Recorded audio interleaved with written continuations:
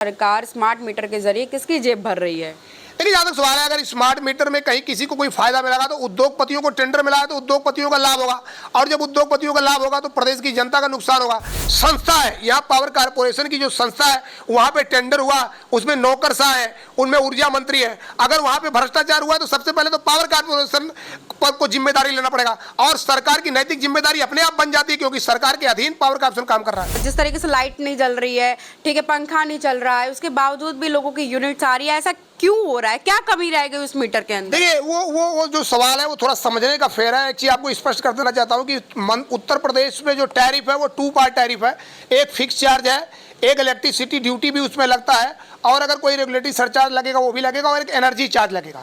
अब उपभोक्ता को ये समझना पड़ेगा कि मान लीजिए उनके घर का पूरा सब कुछ बंद है और उनकी यूनिट पूरी तरीके से नहीं चल रही है, लेकिन एक बात आपको बता दूं, फिक्स चार्ज जो है, फिक्स चार्ज मंथली बेसिस पर होता है। जब उसको डेली बेसिस पर होगा फिक्स चार्ज और इलेक्ट्रिसिटी ड्यूटी, वो तो आपके मीटर से कटेगी ही कटेगी। नमस्कार, मैं हूं दिव्या श्रीवास्तव और आप सभी देख रहे हैं #भारत न्यूज। आपको बता दें कि उत्तर प्रदेश में आप लगातार देख पा रहे होंगे कि इस तरीके से स्मार्ट मीटर का विरोध जो है किया जा रहा है। इस पर AK शर्मा का बयान आता है, हमारे बिजली मंत्री हैं, बिजली विभाग के मंत्री हैं, लेकिन ऐसा बयान देते हैं जो सोचने वाली बात है। वो कहते हैं कि उत्तर प्रदेश अब स्मार्ट हो रहा है, लेकिन स्मार्ट मीटर के जरिए अगर मैं आपको बताऊं तो तमाम जो लोग हैं वो परेशान हो रहे हैं। ऐसी कई वीडियोज़ वायरल हो रही हैं जिसमें वायर भी नहीं लगी है, उसके बावजूद स्मार्ट मीटर रन कर रहा है, यानी यूनिट जो है वो बढ़ती जा रही है, 5 से 10, 10 से 12, 12 से 15 ऐसे बढ़ती जा रही हैं। और वहीं अगर कुछ और वीडियोस की मैं बात करूं तो लोग विरोध इसलिए भी कर रहे हैं कि घर में सारी लाइटें ऑफ हैं, उसके बावजूद भी कैसे स्मार्ट मीटर में यूनिट जो है बढ़ती जा रही है। इन्हीं सब चर्चाओं को लेकर के आज हम बात करेंगे उपभोक्ता परिषद के अध्यक्ष अवधेश वर्मा जी से, जानेंगे कि ये स्मार्ट मीटर का चक्कर चल क्या रहा है, विरोध हर जगह हो रहा है, कैसे देखते हैं? देखिए, जहाँ तक सवाल है, स्मार्ट मीटर को लेकर निश्चित तौर पर काफ़ी बवाल है, और कहीं ना कहीं उसमें तकनीकी रूप से कुछ खामियां हैं, और जब खामियां होगी तो निश्चित तौर पर उपभोक्ताओं की जब जेब पर डाका पड़ेगा तो उपभोक्ता परेशान होंगे और उसको अपने तरीके से संवैधानिक विरोध करेंगे। तो जो उपभोक्ताओं का हमारे विरोध है वो संवैधानिक है, और उनके जो विरोध का तरीका है वो भी पूरी तरीके से सही। कहीं कुछ जगह जरूर उपभोक्ताओं ने मीटर को काट के फेंका या कानून को अपने हाथ में लिया, वो जरूर मैं हमेशा उपभोक्ताओं से अपील करता हूं कि कानून को अपने हाथ में न लें, क्योंकि ये संवैधानिक लड़ाई में जीत आपकी होगी, और जहां भी कहीं आपको कोई भी दिक्कत आएगी उपभोक्ता परिषद आपके साथ खड़ा है। हमारे ऊर्जा मंत्री जी जरूर आधुनिक तकनीकी की बात करते हैं, लेकिन वास्तव में ये आधुनिक तकनीकी नहीं है, फिसड्डी तकनीकी है, क्योंकि इस तकनीकी में बहुत खामियां हैं, और जब तकनीकी में खामियां हो तो उस तकनीकी को आधुनिक कहना उचित नहीं प्रतीत होता। नहीं, स्मार्ट प्रदेश बनाने की बात हो रही है, स्मार्ट मीटर लगाने की बात हो रही है। स्मार्ट मीटर भी ऐसे लग रहे हैं जिससे लोग परेशान हो रहे हैं। मीटर ऐसा कैसे हो सकता है कि घर में जिस तरीके से लाइट नहीं जल रही है, ठीक है, पंखा नहीं चल रहा है, उसके बावजूद भी लोगों की यूनिट्स आ रही है, ऐसा क्यों हो रहा है? क्या कमी रह गई उस मीटर के अंदर? देखिए, वो जो सवाल है वो थोड़ा समझने का फेर है। एक चीज आपको स्पष्ट कर देना चाहता हूँ कि उत्तर प्रदेश में जो टैरिफ है वो 2 पार्ट टैरिफ है।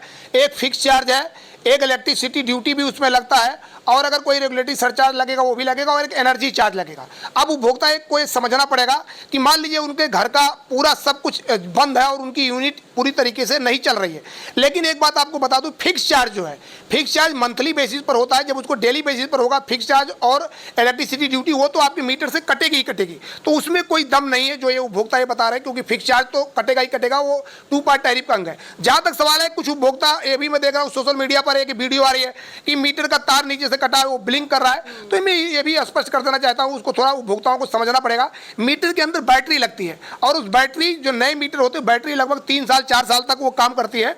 तो जो बैटरी अगर वो जीवित है और काम कर रही है, तो जो ब्लिंक कर रहा है वो समझने का फेर गलत है।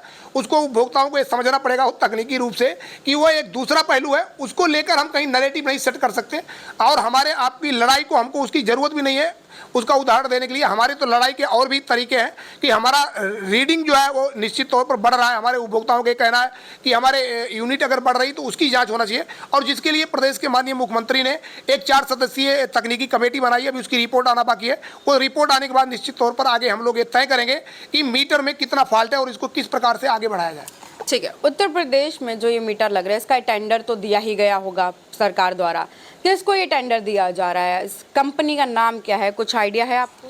देखिए, यहाँ तक सवाल है, उत्तर प्रदेश में लगभग 18,885 करोड़ का ये पूरी परियोजना थी और उत्तर प्रदेश में 27,342 करोड़ में इस टेंडर को अवार्ड किया गया। और मैं बार बार ये कहता था कि इसकी सीबीआई जांच कराई जाए, क्योंकि टेंडर को पाने वाली जो कंपनियां हैं, चाहे वो जीएमआर हो, चाहे वो जीनस कंपनी हो, चाहे वो पोलारिस कंपनी हो, चाहे वो इंटेली स्मार्ट कंपनी हो, इनको अगर 18,885 करोड़ की परियोजना को 27,342 करोड़ में आप अवार्ड करते हैं, लगभग 8500 से 9,000 करोड़ ज़्यादा, तो निश्चित तौर पर इसका नुकसान कल को उपभोक्ताओं का होगा। और इनके पास जो बैंक, जो इनकी परफॉर्मेंस बैंक गारंटी भी 10% इनसे जमा कराना था, वो भी आपने कम करके 3% कर दिया। तो सवाल तो उठना लाजमी है, और जब सवाल उठेगा तो निश्चित तौर पर उसकी जांच होने की मांग भी मैं करूंगा और सरकार से भी ये कहूंगा कि इस पूरे प्रकरण की सीबीआई से जांच कराई है। अच्छा, सीबीआई की जांच की आप मांग कर रहे हैं। उत्तर प्रदेश की अगर हम बात करें तो सरकार स्मार्ट मीटर के जरिए किसकी जेब भर रही है? लेकिन जहाँ तक सवाल है, अगर स्मार्ट मीटर में कहीं किसी को कोई फायदा मिलेगा तो उद्योगपतियों को टेंडर मिला है तो उद्योगपतियों का लाभ होगा, और जब उद्योगपतियों का लाभ होगा तो प्रदेश की जनता का नुकसान होगा। तो निश्चित तौर पर इस पूरी लड़ाई को, इसीलिए तो लोग कह रहे हैं कि उद्योगपति तो बड़े बड़े मीटर लाकर उस पर वो करोड़ों रुपया कमा रहे हैं और उपभोक्ताओं के घर में लगाकर उनकी जेब पर डाका डाल रहे हैं। तो निश्चित तौर पर अगर उपभोक्ता रोएगा तो उद्योगपति खुश होगा, और यही लड़ाई है उद्योगपति बनाम आम उपभोक्ता। तो इसका मतलब मैं ये समझ लूँ साफ तौर पर कि ये स्मार्ट मीटर जो है आम जनता पर थोपा जा रहा है। देखिए, जहाँ तक सवाल है स्मार्ट मीटर की, अगर मैं एक चीज आपको स्पष्ट कर देना चाहता हूँ, पूरे देश में लगभग 66 डिस्काम है।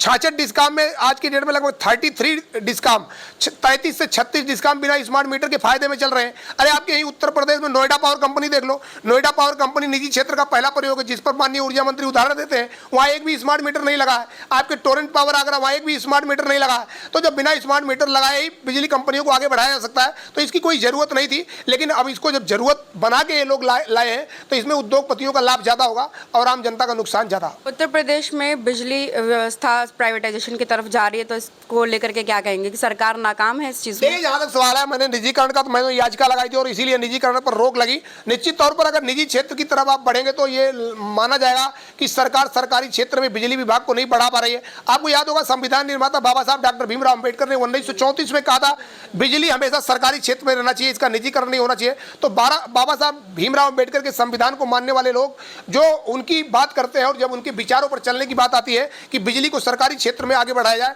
तो प्राइवेटाइजेशन की बात करते हैं, तो निश्चित तौर पर इस पर सवाल तो उठेगा। नहीं, तो फायदा मिल किसको रहा है? सीबीआई जांच की आप बात कर रहे हैं, आपको लग रहा है कि वाकई में सीबीआई जांच जो है वो निष्पक्ष तरीके से देखिए, निश्चित तौर पर सीबीआई जांच का हमारा एक तर्क है कि भारत सरकार ने जब कहा कि ये पूरे टेंडर को उत्तर प्रदेश में 18,885 करोड़ में देना है और आपने 27,342 करोड़ में क्यों दिया, तो जब 27,342 करोड़ में दिया तो हमारा जो मांग है वो एकदम सही है। 10% बैंक गारंटी की जगह आप 3% उद्योगपतियों की बैंक गारंटी को क्यों किया?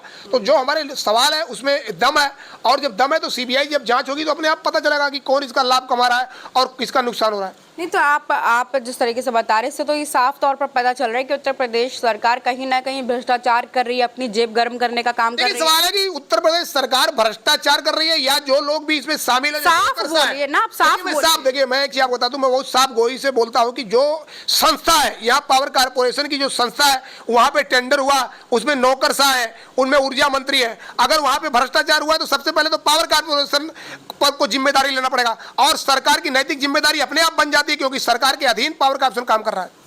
तो मतलब अगर सरकार के अधीन पावर कॉर्पोरेशन काम कर रहा है तो इसका मतलब कहीं ना कहीं व्यवस्था है, जो मतलब पैसा मिल रहा है कहीं ना कहीं, क्योंकि अब आपने बताया कि 6,000 के मीटर 8,000 रुपए में दिए गए, कहीं ना कहीं तो ये भ्रष्टाचार वो 2,000 निश्चित तौर पर। इसलिए तो मैं बार बार कह रहा हूँ सीबीआई जांच होना चाहिए। सीबीआई जांच होगी तो अपने आप भ्रष्टाचार स्टेब्लिश होगा, और जब स्टेब्लिश होगा तो प्रमुखता से कोई भी इस मुद्दे को कहेगा कि यहाँ भ्रष्टाचार हुआ है। इसीलिए मैं बात कह रहा हूँ कि प्रथम दृष्टया जो साक्ष्य दिखाई दे रहे हैं उसमें भ्रष्टाचार दिख रहा है, इसलिए उसको पुख्ता तौर पर सच्चाई जानने के लिए सीबीआई जांच की जरूरत है, और जो भी दोषी उन पर कार्रवाई हो, जेल जाए।